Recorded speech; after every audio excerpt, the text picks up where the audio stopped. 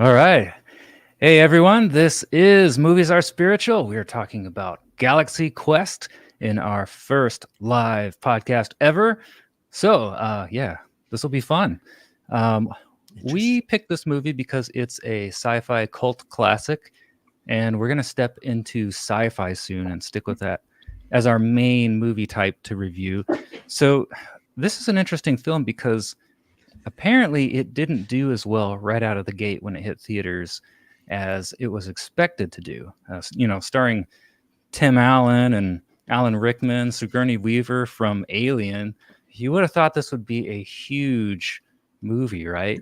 Do you guys have any theories as to why this movie didn't come out of the chute with a bang right away? Well, I mean, off the top, it's an interesting cast. Now, I'm going to say it's the perfect cast. All right, every person had. I mean, it was done perfectly, but Tim Allen was the tool guy. And he goes and drops tools and electrocutes himself and everything like that, which a lot of people enjoyed. But then you take that guy and you put him in a sci-fi comedy, and it's like, the woodworkers of the world aren't, they're not like, oh, hey, sci-fi now. They want to watch him do what he does on Home Improvement. Alan Rickman, known as a great dramatic actor, but not a comedic actor. So in his name, he was known. He was a great actor and everything, but it wasn't a name that pulled people. Sigourney Weaver, very, very popular, but again, as much as I respect her, and I don't want this to sound bad, but very rarely do you hear people say, ooh, the new Sigourney Weaver movie's coming out. So I think right off the bat, there wasn't a typical name, like a blockbuster name to grab it. Mm-hmm. So that could be just the beginning of, I'm sure there's more stuff, but I think that's the first thing that caught me.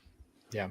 As a kid, when I saw it for the first time, I mean, I was there because I watched Home Improvement, but I must have been in middle school. I could barely remember this. So I watched it last night. You're basically going to hear I guess you'd call this my second reaction, but since I couldn't remember the film, it's kind of like my first reactions to this film. I don't even remember this movie coming out, which is weird because it'd be something that you would think that I'd be into and be excited about seeing. I have no memory of this movie coming out in theaters. It was released on Christmas Day, 1999. So if that's what I was thinking, maybe it has something to do with the time it was released. It's during Christmas. I don't go see a lot of movies during Christmas. It was also like 6 days before Y2K hit, and everybody was freaking out buying bottled water, and they didn't have money to go to the theater because they all thought that the world was coming to an end.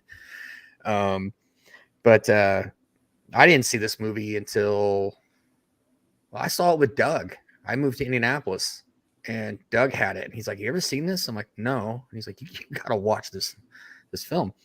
So thank God you know me, man. He's introduced me to so many things, so many, and now it's become like one of my favorites. Like I watch it anytime I come across it. So you're telling me that now we know people are not going to spend their last night on Earth. Here we go. The movie. I told you we're not doing any crap tonight. Vengeance of the Cat. We're live. I'm just gonna let him duke it out. You're gonna get to see a live cat fight here in a second. Yeah, previously only seen in bloopers. Now you get to see it for real. Okay, so I told you guys I actually know why this movie didn't do very well. Sweet. Okay. Yeah, why is that? Neither of you have heard this? Nope. Okay, so DreamWorks didn't market the movie very well, and they came out publicly and apologized for not marketing this movie properly. Ooh. And when I believe the primary trailer that they put out in theaters, it did not have finished special effects in it. And so that also kind of hurt how people perceived the movie. Yeah. Yeah. Well, the effects are actually really good. Yeah, for the time, I was impressed. Yeah. And the rock monster, it looks great. And now that you say that, it's Drew was saying he never went to the theater. I did go to the theater, and I wish I would have grabbed it. I actually still have the ticket stub. Oh, yeah. But as hilarious and as I guess important, or this movie is a part of my life. I watch it multiple times a year. It's hilarious. It's a good movie. I don't remember going to see it. So right around that time, I was waiting tables, and I remember I'd work the lunch shift, and then I'd work the dinner shift Monday through Friday. And in between shifts, there was a theater about 3 blocks down. So I would just run over there, and whatever was playing, I would watch. So I'm assuming if I looked at that ticket, it's probably like a 2:15 start time. And I just went and watched it in between the lunch and dinner shift. So it wasn't a movie that I was like, oh, it's coming out, I can't wait to see it, just like you said, because I'm guessing the marketing must have been crap, because I do not remember seeing this movie or wanting to see it, but I do remember loving it. I don't even remember trailers for it. Like, I didn't know this movie existed. Yeah, I did know, because, you know, as a kid being pretty tuned into home improvement. But after watching like the final product, boy, if they didn't market this, I really think that they underserved this movie, because it did turn out pretty well. I don't want to spoil too much, which I already did, but so I guess we should dive into kind of analyzing the plot and the story and some of the characters, as we usually do. So I kind of wanted to talk about, you know, at the beginning of the movie, we kind of see some of the character dilemmas. They're all kind of set up to have a different relationship with the TV show that they're on. Like, some of them love the show. Some of them hate what the show's done to their lives, like those people who win the lottery and then everything goes bad for them. And then there's other people who they are jealous because they were only on the show for little bit parts, and, you know, they were killed off and things like that. So you see like a variety of reactions to what this show has meant to the actors, and they all have different character dilemmas or quirks that they're dealing with. So what did you see here, and like what hooked you that you wanted to see followed up on throughout the film? Like, what character arcs are we supposed to be following? There's a lot of this. There's a lot going on here. You have Tim Allen, who plays Commander Jason Nesmith, and he's one of the guys who loves the attention he gets. His character, I mean, he's a narcissist. This guy loves attention, and that's why he loves going to these conventions so much, because all eyes are on him and people love him. However, his castmates hate him because of the kind of guy he is. I thought Alan Rickman's Dr. Lazarus or Alexander Dane, I thought he was pretty funny, because here he is on the show and he hates it. He's got to wear this prosthetic head, and he talks all the time about how I'm a professionally trained actor, and like, I've done Shakespeare and I've done this and I've done this, and all I'm known for is being on this sci-fi show, and by Rathar's hammer. He just like gets so sick of having to say. He just hates it. So he's fun. Fred, who's the engineer, I think he's high the entire time. I think he's stoned. Yeah, he's high. He's always wanting to eat. And, you know, during the big battle, there's a big battle at one point, and you know, he's just sitting there like, "Hey guys, they're saying that the reactor it can't handle it. Just FYI." You know, ship's blowing up. There's people flipping behind him and stuff like that, and he's just, "Hey guys." Yeah, I think my favorite character though is Sam Rockwell, who plays Guy. And Guy was an extra on one episode of Galaxy Quest, and he tags along on this mission, and he ends up having second thoughts because he realizes that I'm just crewman number 6. Like, I don't even have a last name. I'm going to die when we go to this planet. But what's interesting about it is he probably has more insight and more like wherewithal than anybody else on the show, because he's watched the show. He was a fan of the show, and he knows when situations are going to go bad. And then he actually even says that to the crew. Don't you guys ever watch the show? Like, we can't go do this, you know, don't open that. Is there air? You don't know. And it's hilarious. Cool because every character does have that story. Sigourney Weaver's character, basically, she was on the show to look hot. Yeah. You know, she complains about it throughout the movie, but sorry, now that we're actually talking about this, I realize we haven't really discussed the movie that much. People may not realize exactly what we're talking about. But yeah, at the beginning of the movie, she's upset. She doesn't like the character because, all she does is, she wears her uniform zip down, so she's showing cleavage, and all she does is repeat the computer on the show. The computer would be like, shields at 75%. Captain, shields are at 75%. That's all she did. And she was always mad about that because it's just like, I'm just the sex object. I don't want to be the sex object. I want to be the I want to be focused character. I don't want to just be there because of my boobs. So she's dealing with that. The pilot, he's dealing with becoming an adult, growing up in the spotlight because he was this famous young actor. But since he's doing all these conventions and stuff like that, I'm guessing he's not a huge actor currently. Mm-hmm. So, it's all about him trying to figure out what he did right, maybe as an adult or as a kid, and try to do it as an adult. So, plus that actor was pretty funny, so he had some good comedic lines. Yeah, and if there's anybody's watching who isn't familiar with, with the what the film is about, it's just Galaxy Quest was a TV show in the 80s, and it, very much like Star Trek. They have Galaxy Quest conventions, just like Star Trek. This is basically a spoof of Star Trek. And but there's an alien civilization who has somehow picked up broadcasts of the Galaxy Quest episodes, and they think it's real, and they call them historical documents. So they kidnap the crew of the TV show, and they put them out in space and give them a ship, which looks just like their ship, expecting them to be those characters that they play on TV and to go to battle and win.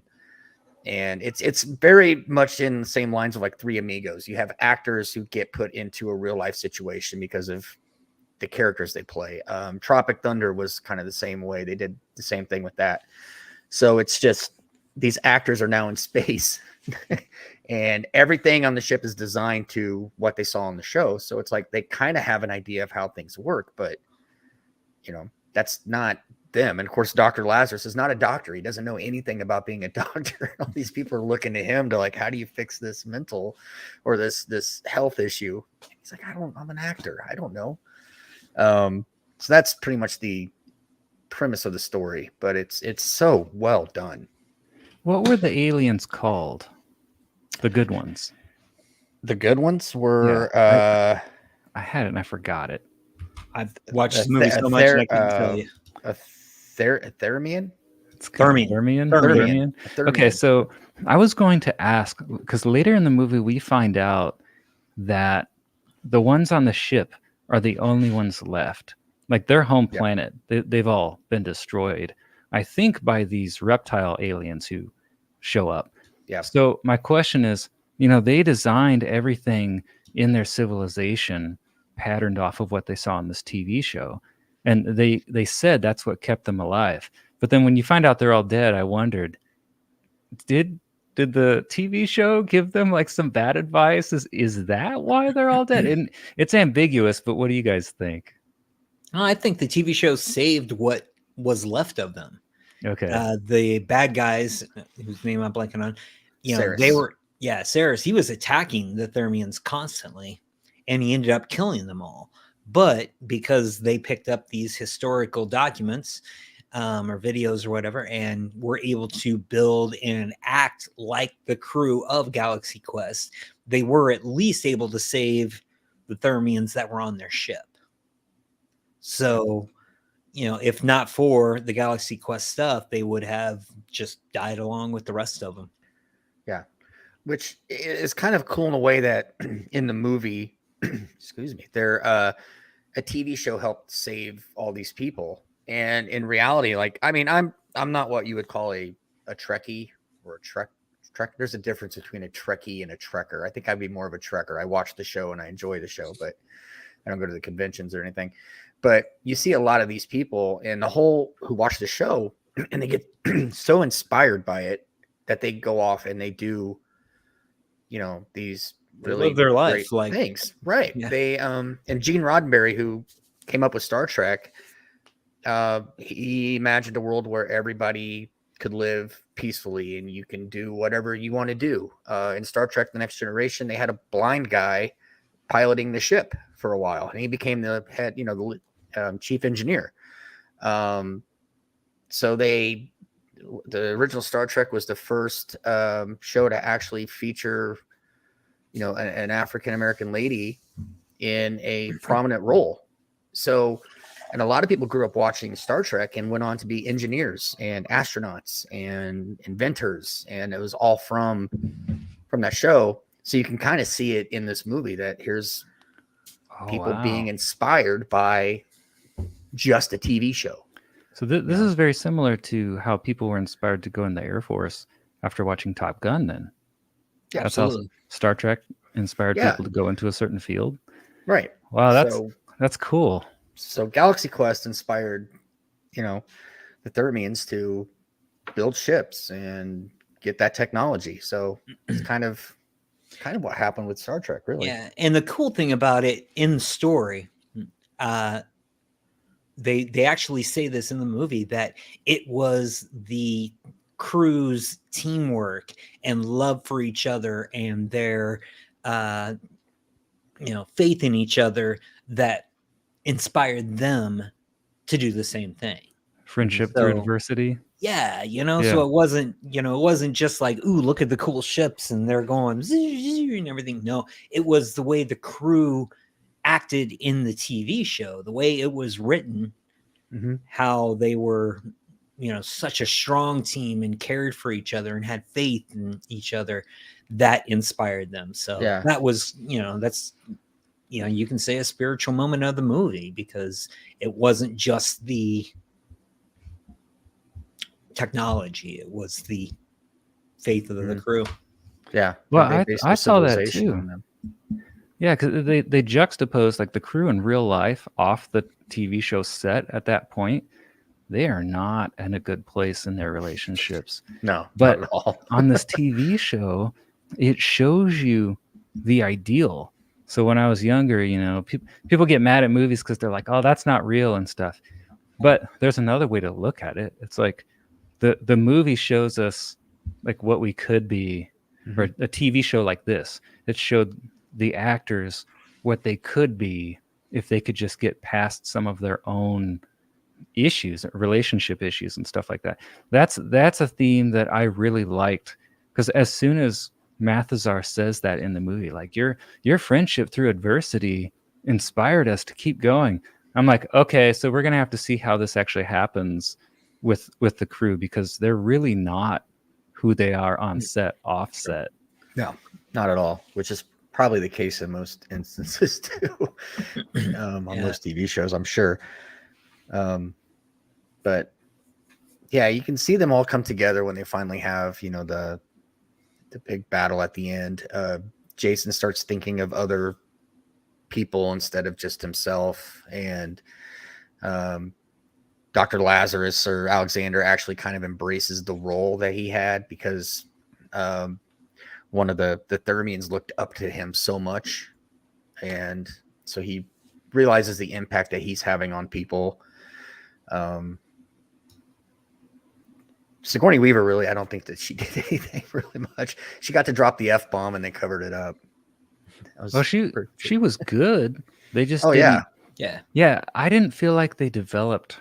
So I have a theory about this. I think that's the point, that they didn't develop her, is because that was the whole point of her character, was not to be developed in the first place. That's the thing. Like, these other characters overcome something. Like Dr. Lazarus hated this character, but yeah, he realizes even the silly character he's playing is like changing people's lives. So that's a very spiritual thing, Jason, like, he comes to realize that he's only thinking about himself. Like, he comes to see that his actions affect other people, and he actually at the same time sees who these other people can be, and like almost brings them up to who they are in the TV show. Like he almost encourages people and pushes them to become what they could be. But so each of them, Offset kind of becomes the character, their ideal self from the TV show.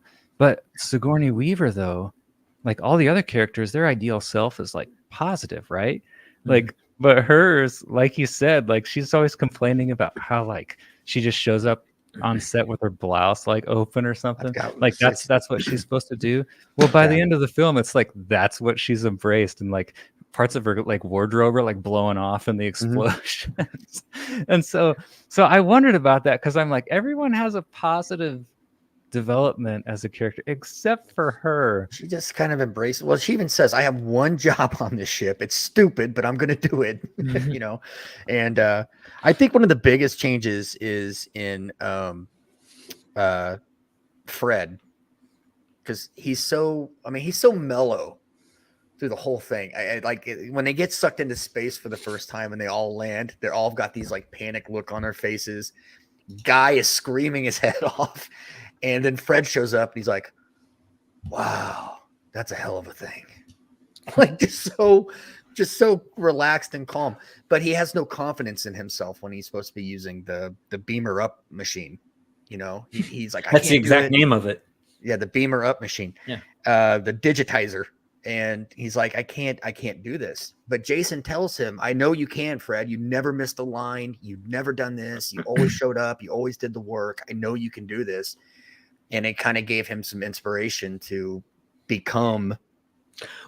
And plus you talked about his confidence. He was also kind of in a he had a love interest with one of the aliens. Yes. So, it was Jason's words, but at the same point, he looks up and he sees her and it's like, I have to be confident. I can do this, and zips out. Yeah. I mean, if you love squid. He apparently did. Yeah. That's not right. Oh, by the way, Nick is quoting Sigourney Weaver here. I'll throw that. There it is. I've got one job on this ship and I'm going to do it.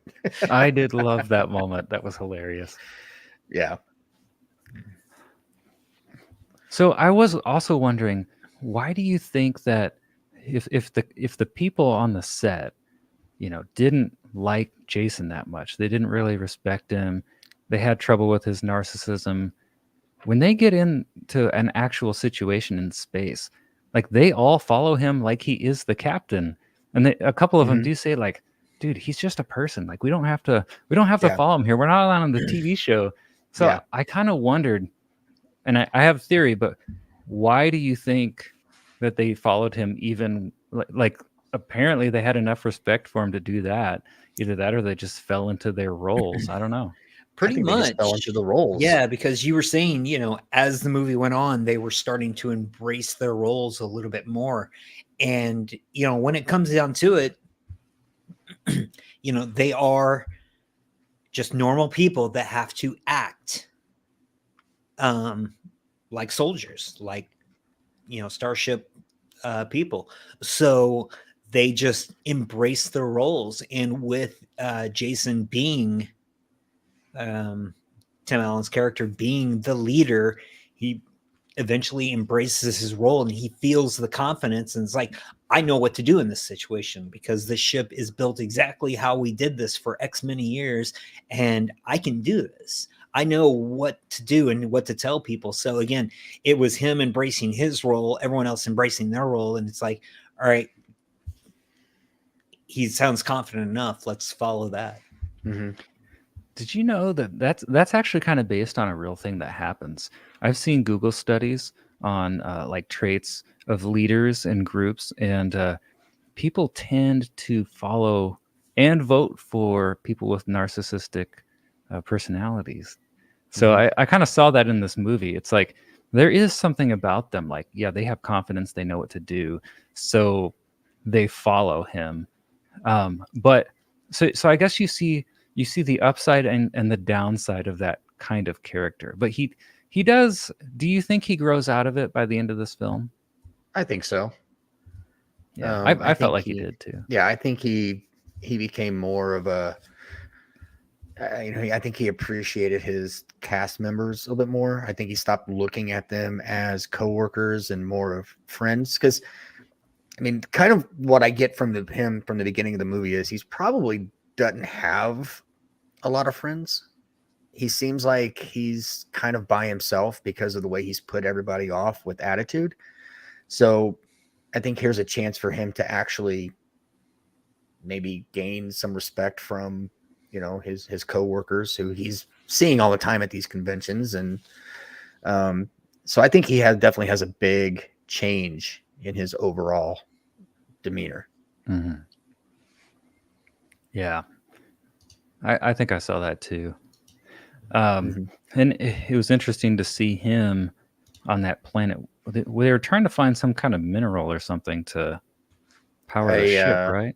Yeah, they're trying to find another sphere to put into their ship for the engine. And they had to go to the little miners, which is another great gag right there. When he's like, do you think those are the miners? And guy's like, yeah, they look like children. Not miners, miners. All right, I missed that. Oh, it's hysterical. And of course, Alan Rickman, not miners, miners.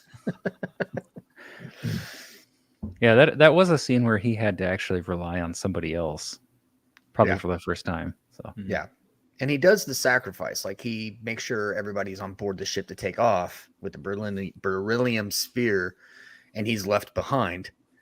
So he made sure they were safe. At the same time, Alan Rickman, knowing how that guy is, oh, sure, it's all about you. Here you are getting a spotlight again. Yeah, that is kind of funny that, they've been through so much together. And I mean, that anger and that, I mean, you could even say hate is so strong that he sacrificed himself to save them, and it still made Alan Rickman's character mad. It's like, oh yeah, you get a sacrifice, I don't get to risk my life. And so it's great comedy with that, because he's basically giving his life, because you don't know what these aliens are going to do. I mean, they ate one of their own injured creatures. So it's like, geez. I think people, when they change in real life, other people don't necessarily believe it right away. And there's all these situations where Dr. Lazarus doesn't believe Jason has actually changed. So you kind of see some of reality in the film there. Yeah. Well, it would take some time to gain that trust back. And I know that this is probably also lifted, I mean, that whole storyline between them. I mean, it's pretty well documented that William Shatner did not get along with a lot of his coworkers from Star Trek.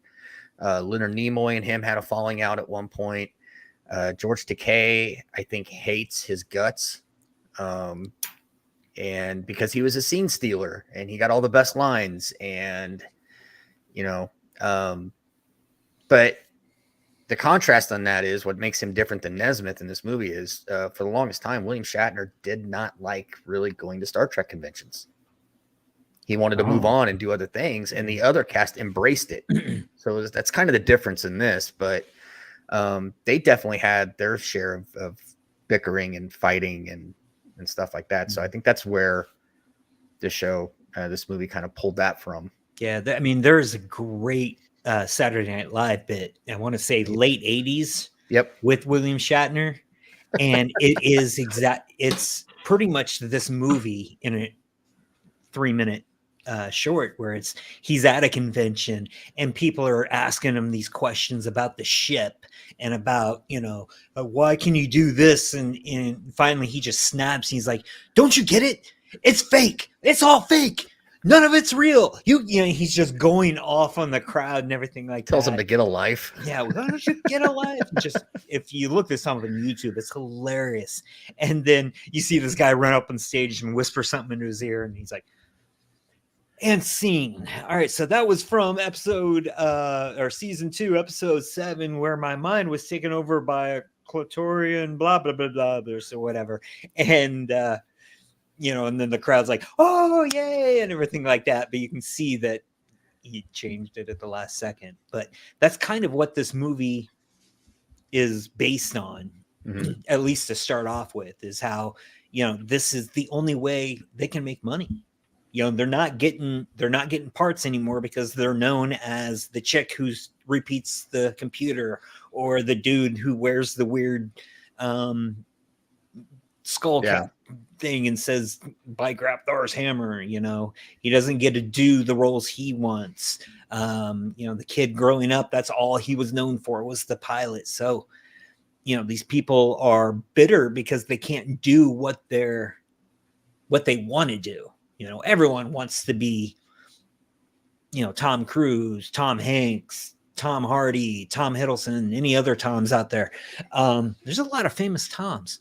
Anyway, so yeah, the fact that they can't, and this is what they're only known for, makes a lot of them bitter. But there are those out there who just embrace it. It's like, you know what? I had a great run, so I can't do anything else. I'll just, I get to travel. I get to meet interesting people. I get to sign autographs, go to these cool, interesting parties, and I make a decent living doing it. Yeah. It's not that hard. Tim Allen must have seen that SNL rant, because, what you just described is like word for word what his rant is, which I took mostly about being rejected by Sigourney Weaver, and then hearing what those kids said in the bathroom, that, oh, these guys don't even realize that people think they're losers, and his own cast doesn't like him. That really messed with his head.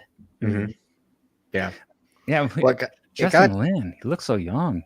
Oh yeah, he was probably one of his first. I did see this documentary where Shatner was going around talking to all the Star Trek captains. And he talked to, like Chris Pine. He talked to Patrick Stewart and all that. And he went through it all. And he's sitting down with Patrick Stewart, and he was saying how he goes to a few of these conventions, and he doesn't understand how people can tell the difference between this ship and this ship. And he looked at Patrick. He's like, you have done a lot of things. And he goes, but you're going to be known as Captain Picard. And Stewart's like, and I'm okay with that. Like, I did a great TV show, and it meant a lot to a lot of people. And if people only recognize me as Captain Picard, that's great. I left an impression on somebody. And that kind of got Shatner thinking, and he started to embrace the Star Trek audience a little bit more. Like, you know what? It is okay that I'm Captain Kirk. He did a lot of other things.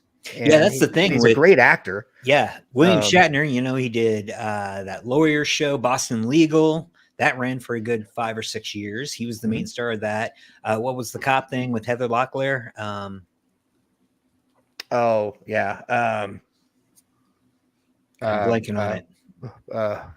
TJ Hooker. TJ Hooker, yes. Yeah. That was an 80s cop drama that went on for a handful of years. That's where we found Heather Locklear. He was the main actor of that. And he shows up on TV shows here and there. And yeah. So yeah, he's had a really good career. 3 hit TV shows. He's been in a handful of movies. But yeah, you've noticed probably over the past 20 years, he's starting to make cameos on other shows and stuff like that. And there's always a Star Trek reference. And he's embraced that now. It's like, look, you know what? He was right. I should just be happy that I am popular for a reason. Yes, I had a great career, but I'm only going to be known as Captain Kirk my entire life. So be it. That's okay. Yeah. Yeah. And now he does this kind of stuff. Last year we saw him the first time. Now, Drew says he's a Trekker. I am a nothing. Okay. Up until last year, I saw the remakes, and I had seen Star Trek 4, Let's Go Get a Whale. I can't remember if that's the name of the title or not. Voyage Home. Voyage Home, yes. That's the only Star Trek I've ever seen.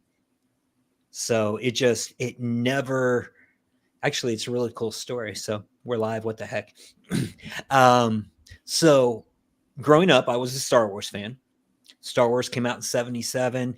I was at the theater when my parents went and saw it. I was like 2 years old.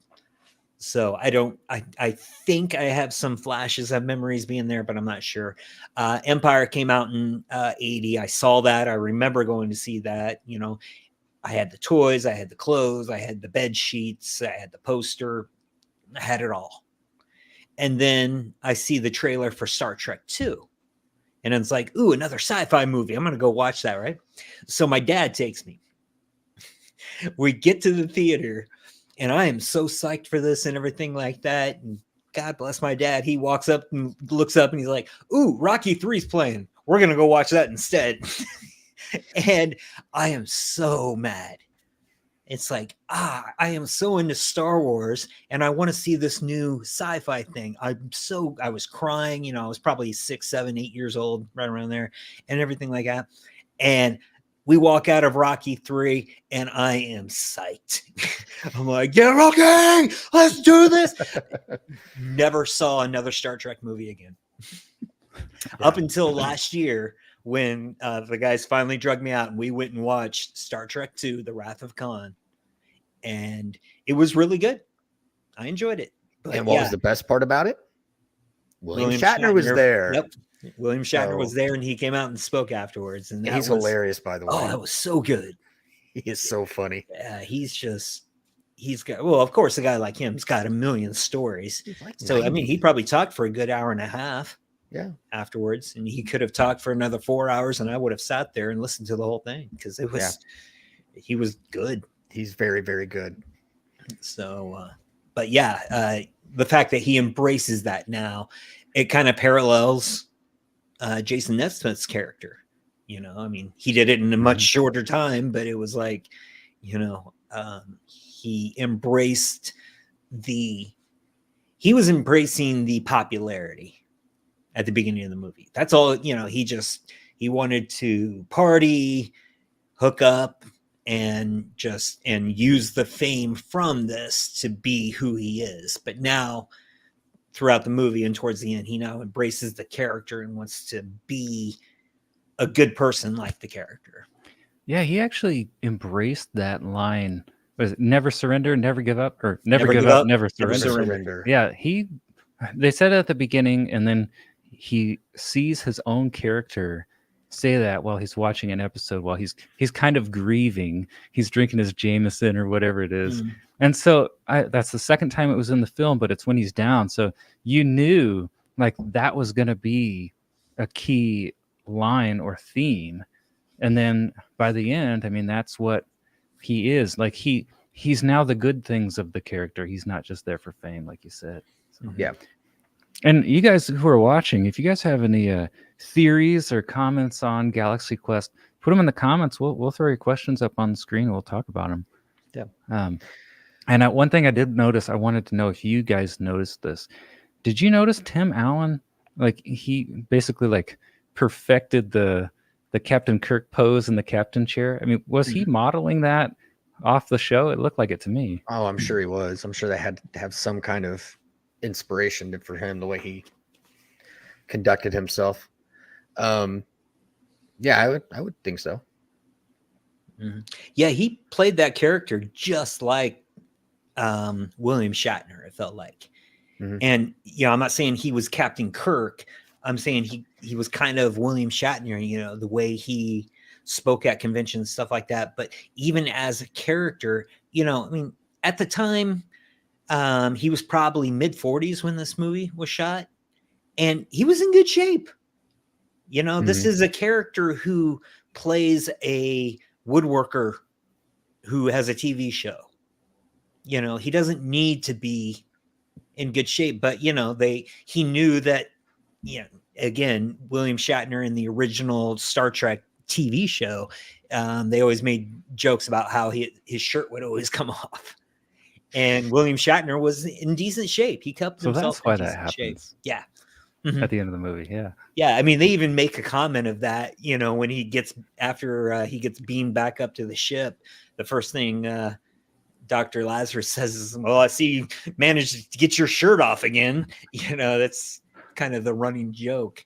But because he does have his shirt taken off, he's forced to keep himself in at least decent shape. You know, I mean, he's got a, you know, not flabby or anything like that, just no six pack or anything. Yeah, it's all CGI. He's just there. See, I gotta figure out what the how do you do the captain's chair pose, huh? Like it's kind of like this and your arms out. You know what I mean? Yeah. Oh, yeah. Well, Nick has a question, kind of saying the same thing we're doing. Wouldn't you figure he watched some of the original TV series for reference? Yeah, that was my guess. Because, like, I can't tell you which series that pose that he did is from. I can just tell you I've seen people do that in that chair. I think it's in the new Star Trek.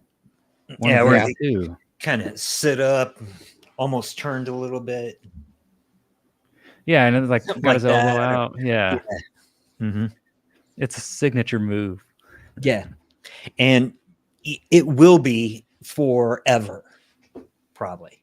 You know, I mean, and, you know, long after we're gone, they're going to be making space movies and the captain.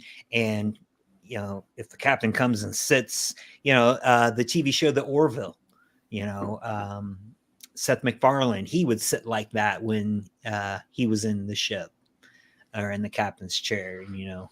So I just think it's, you know, it's like the power pose.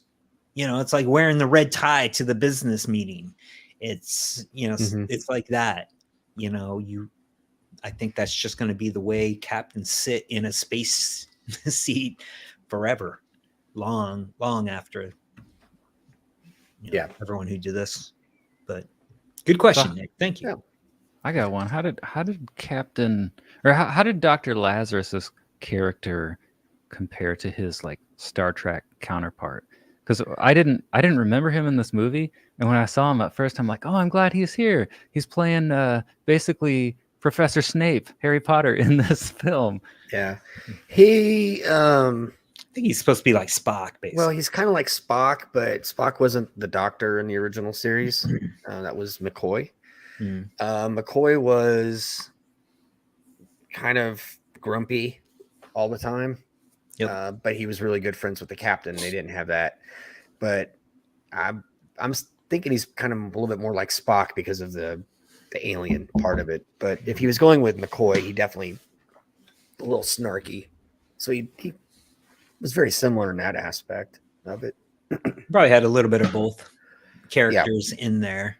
And then, of course, you know, he had his Narak Taroth, and you say that and he gains strength. You know, it's similar to like a Klingon, maybe that, or maybe Spock. You know, it's not a human strength. It is summoning something from inside his alien core to give him more strength, similar to Spock being able to read people's minds or, you know, project images into people. You know, it's not the exact same, but it's an alien trait that he has, that Spock also has a similar or a alien trait that's different than humans. So I can see him being similar with that. Yeah. Now here's a fun fact. Did you know that this movie was originally supposed to be directed by Harold Ramis? Oh, that would have been cool. But Harold Ramis did not know. Want Tim Allen in this movie. Oh, really? He quit. Why not? He just didn't think Tim Allen was right for it, so he quit. Wow. And I love Harold Ramis, but you were wrong on that one, bud. But you know what? I think I'm okay with that, because as much as I love Harold Ramis,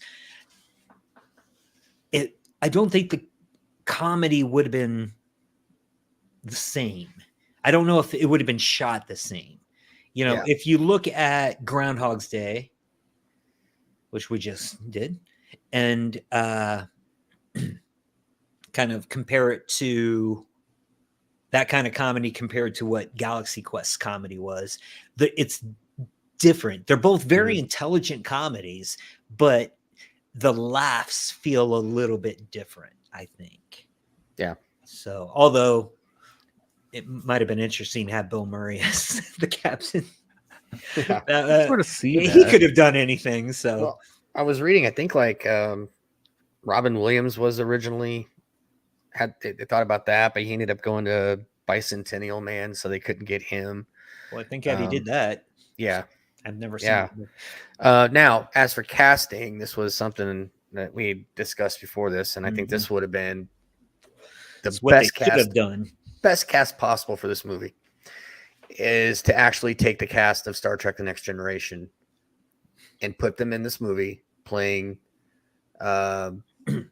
over-exaggerated versions of themselves at a Star Trek convention, and they get zapped into space, and there's the Enterprise, and Patrick Stewart has to take on the role of captain, and Jonathan Frakes is number one, and Brent Spiner's wearing his data suit, and they have to. And when this movie came out, a lot of the Star Trek Next Generation guys had seen this movie, and I think it was like Jonathan Frakes saw it first, and he called Patrick Stewart and says, "You've got to go watch this." So Patrick Stewart went to the theater and watched it and was laughing out loud. He thought this was just the funniest thing that he'd seen. And I think it was like Brent Spiner said, like, or was it Will Wheaton said, like, I wish they would have asked us. Mm-hmm. Like, why couldn't they have heard us to do this? Multiple characters or actors from the Next Generation say that. I've heard Patrick Stewart say that. The woman doctor. Yeah.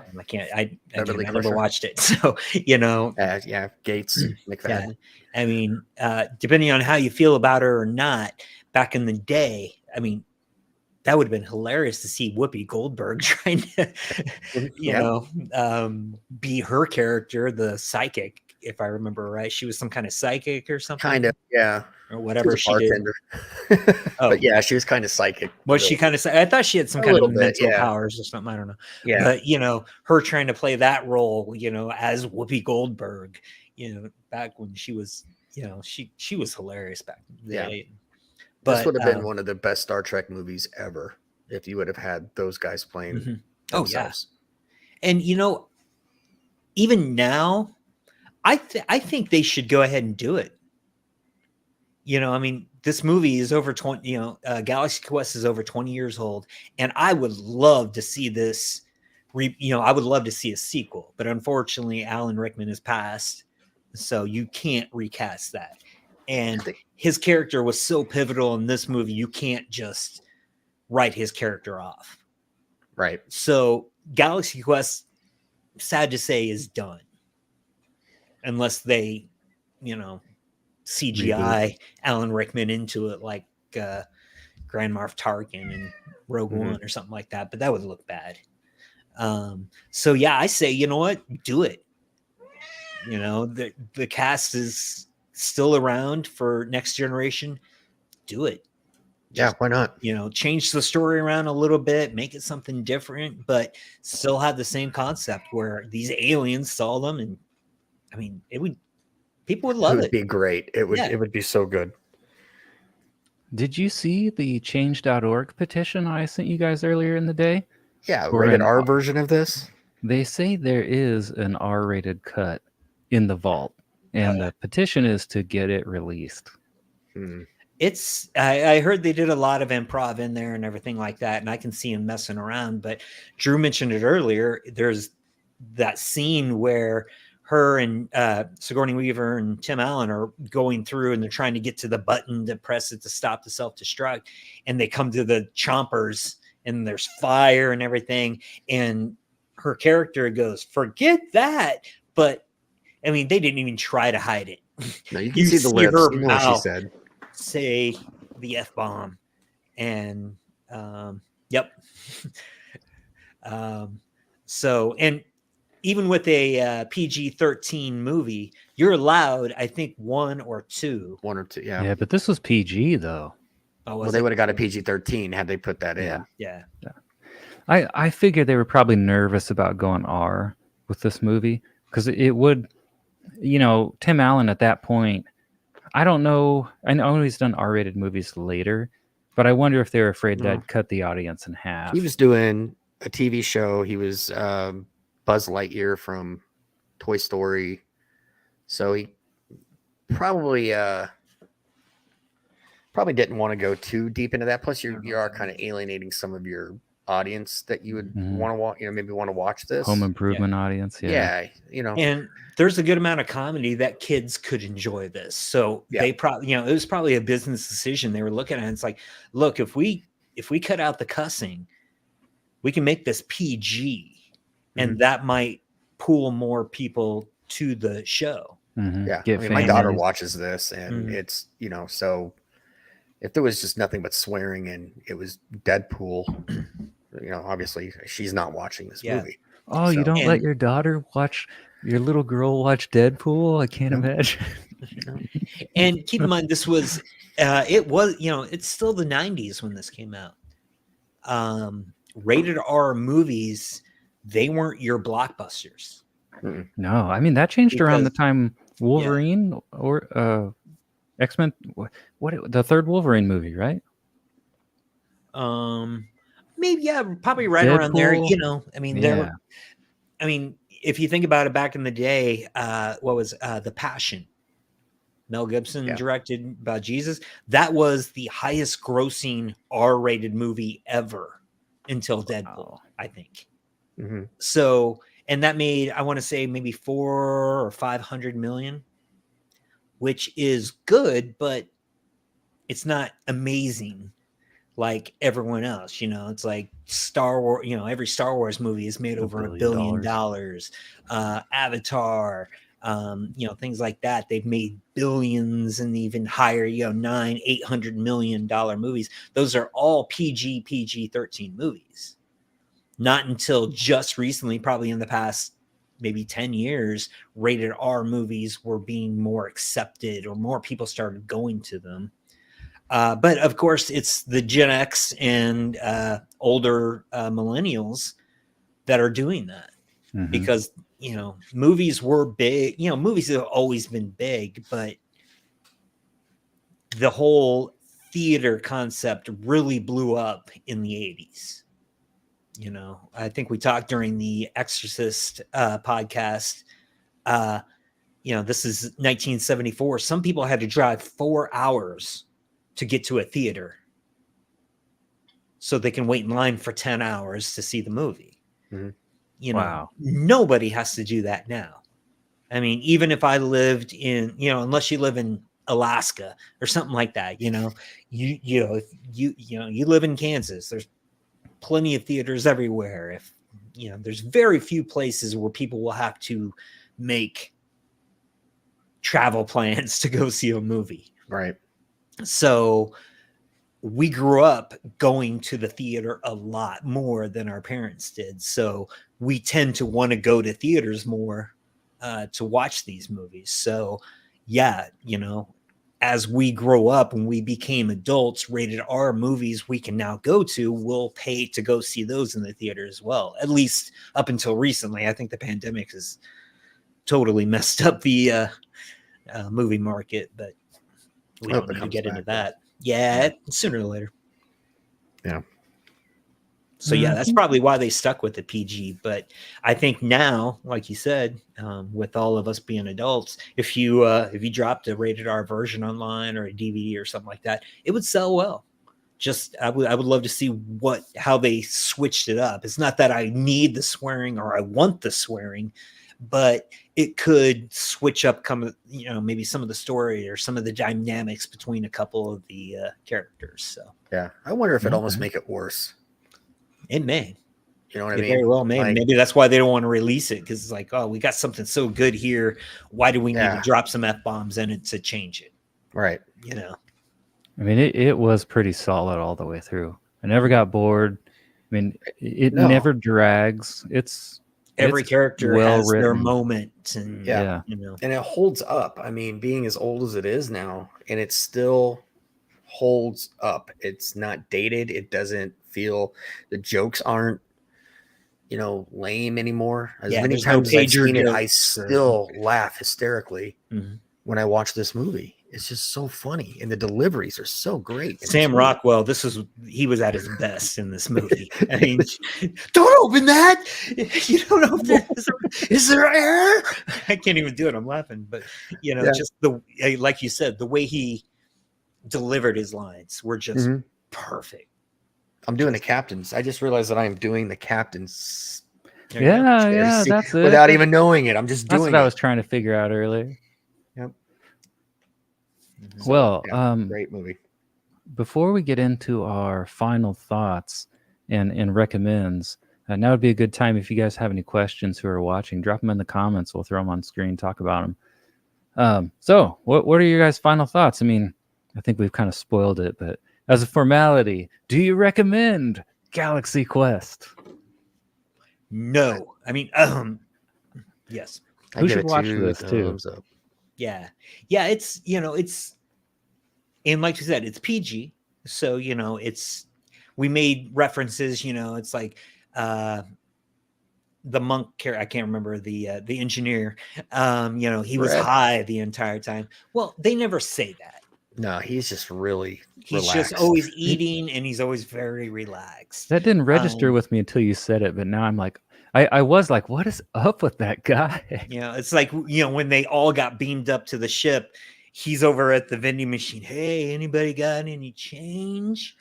And then everyone's gone. It's like, so yeah, but they don't say that. It's like, stop smoking. He never see him smoking or anything like that.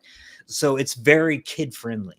And two, seeing the characters grow as people, I think that's great. It's it's good for the story, but it's also inspirational. If you want to, that's what I love about TV shows and movies. You can take things from those and use them in real life. And it's like, they have been, adversity has been placed in front of them. They have to come together as a team and put aside their differences and become one to fight this. And, that's really, really cool. So it does make the movie fun, but it's also a very positive movie. Mm-hmm. Yeah, I was fairly impressed. I mean, so when we started the movie, I couldn't remember anything from it. I saw it was rated PG, and nothing against PG movies. I love Indiana Jones and that stuff, but I kind of had this idea in my head, like, oh, this movie's not going to get into like deep themes or something.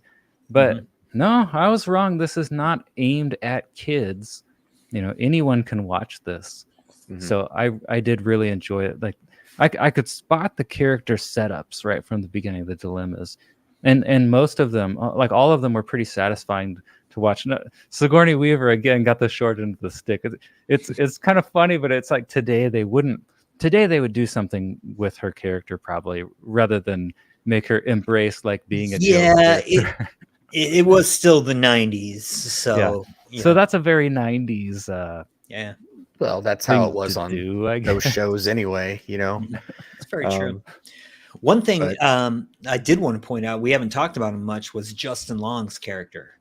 The nerd who was trying, this was one of his first roles, and him and his friends were trying to get with Jason Nesmith to ask him questions. And what I love about it is at the end, they help Jason land the ship, or actually save the ship and everything like that. And they did a perfect job portraying these kids and their knowledge. And you watch it, I watched it back then. I thought it was hilarious, but even watching it now, for instance, I play a video game called Star Citizen. And in this, it's a space game. There's a lot of ships. It's a very detailed game. And it's even getting more detailed to the point where you're flying ships around. You need two people in back, because if you get shot, they're going to have to fix something. And so, and I'm part of this organization of players that we play together. And a lot of the guys in this organization are exactly like these four characters. I mean, they know everything.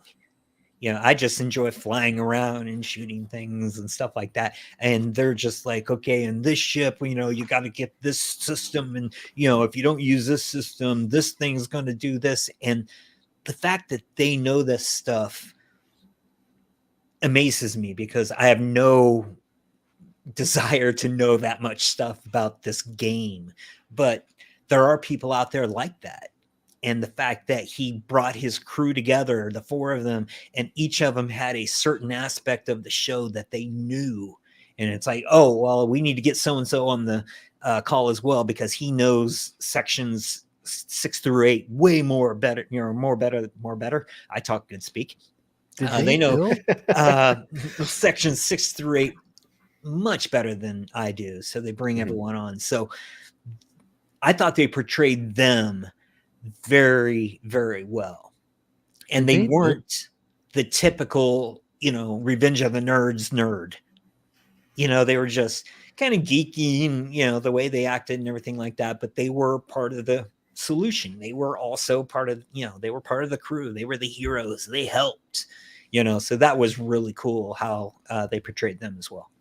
Yeah. Had they built like digital models of the ships and stuff? Like, yeah, they had 3D models on their computer. Oh, So they watched the show and they made the architecture. Either they did that or they just found it. I mean, I guarantee if you Google right now, well, I could find the start. Yeah, any Enterprise ship blueprints. Ever. Yeah, like you want to know what Millennium Falcon looked like on the inside. I guarantee somewhere you can find a 3D model where you can just literally walk around the entire ship. Drew's going to tell us where. So, well, no, I'm going to tell you that I actually did that when I was a kid. Oh yeah, I had the toy, and the toy did not match up with the way I saw it in the movie, and I'm like, that's not right. That's not how this sits up in the movie. So I remember watching The Empire Strikes Back, because that's the one where you see the interior of the Falcon the most, and I saw that the hallway from the cockpit comes down and it curves, and then it comes to where it's rounded. And if they go to the right, they go into the cargo hold. And if they go to the left, there's like another tunnel. So I remember with a piece of paper, drawing it out and realizing that, oh, this goes here and this goes here. And it turns out later on, I ended up buying a book that has all the blueprints, and I was pretty accurate. But I was one of those kids who sat down and looked at the Millennium Falcon and went, how does that sit in the inside? Like, how does that work? And I mean, I don't know how all the electronics work. I'm not that much into it, but like the layouts and the designs, absolutely. But they do have books that you can get, like blueprints for Star Trek ships and Star Wars ships, and I mean, they're out there. They're all over the place. Yeah, detailed to how many meters and centimeters, probably, because nobody uses foot, American. Oh yeah, stuff. But yeah, this hallway is 12 meters long. So yeah, people have broken down you can find Firefly, Battlestar Galactica, Black Hole from back in the 70s. They probably, they probably have blueprints to ships from Flash Gordon, so, or even Plan 9 from Outer Space. They probably have blueprints from ships from that, if there were ships in that. I can't remember. There were hubcaps on screen. Yeah, hubcaps. They probably have blueprints of what it looks like. Somebody probably came up with it somewhere. So, but yeah, the fact that they knew that in their head, I love that they portrayed them like that, because that is dead on to a lot of the people that I know. I was just laughing because he's like, I knew they were real, It's all real. And, like, when I was a kid, like, I remember, I must have been in kindergarten. I remember being at somebody's house and they had a Magic 8-Ball. So I was sitting there asking the Magic 8-Ball if Ninja Turtles were real and stuff. And that memory came into my head when I saw Justin Long freak out about Galaxy Quest. Did it tell you that being the turtles real. are real? Yeah. Then they're there. You never know. So I thought they were for a while, but kids. Yeah. Well, any last words, guys? Yeah, great movie. If you haven't seen it, you definitely should. And if anybody from Star Trek New Generation sees this podcast, make the movie. Do it. Redo it. Tell a different story. Obviously, there's plenty of writers out there. If you need any ideas, give me a call.